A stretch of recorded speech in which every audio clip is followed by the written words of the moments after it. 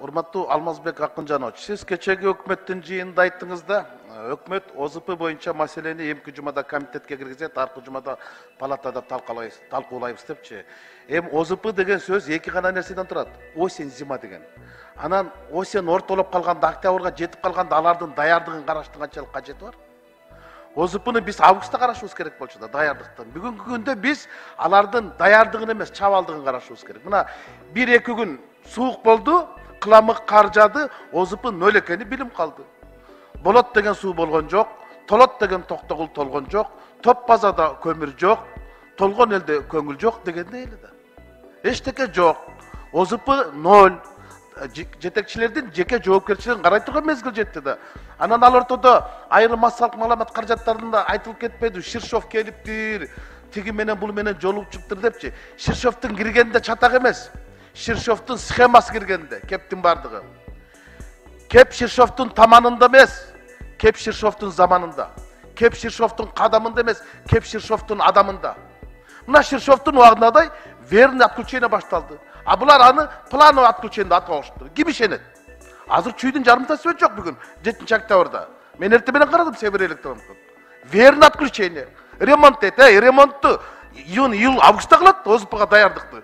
Шу күзүндө кылабы, кыш түшкөндө кылабы. Өздөрү айтып атат, биз жөн эле имитация кылып атат. Анан эми мен түшүнбөй койдум да, энергетиканын жетекчилеринчи бири туруп алып айтты, кышында свет өчпөйт дейт. Бири туруп алып айтты, жок, түнкү шамдарды өчүрүш керек, саат 10дон кийин ненормальный адамдар көчөгө чыгып атат деди.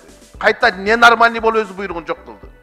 А кече министрибиз айтты, биз Тажикстандан электр энергиясын импорт кылып алып жатабыз. Бир күндө 1 миллион киловатт алып атабыз деп өз айтты. Анан кийин эле ненормальный болуп туруп тажиктердин энергетика министри айтты, биз маалыматты каткан жокпуз, биз кыргыздарга энергетика саткан жокпуз деди.